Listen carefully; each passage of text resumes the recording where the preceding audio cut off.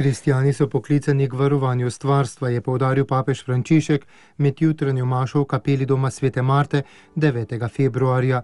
Njegova homilija je sicer izhajala iz odlomka iz prve Mojzesove knjige, ki pripoveduje o stvarjenju.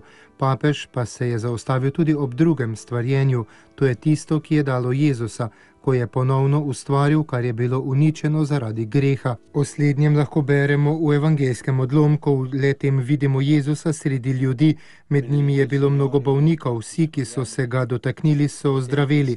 To drugo stvarjenje, kot je dejal papež, je še bolj čudovito od prvega. Bog dela, še naprej dela. Vprašamo se lahko, kako moramo mi odgovoriti na to božje stvarjenje, ki se je porodilo iz ljubezni, saj on dela iz ljubezni. Na prvo stvarjenje moramo odgovoriti z odgovornostjo, ki nam jo Gospod daje. Zemlja je vaša, skrbite zanjo, podjarmite si jo, pomagajte ji rasti. To je naša odgovornost, je ponovil papež, varovati stvarstvo in pomagati mu rasti v skladu z njegovimi zakoni. Smo gospodje stvarstva, ne gospodarji. Nato pa je papež s pomočjo besed apostola Pavla razložil še, kako moramo odgovoriti na drugo stvarjenje.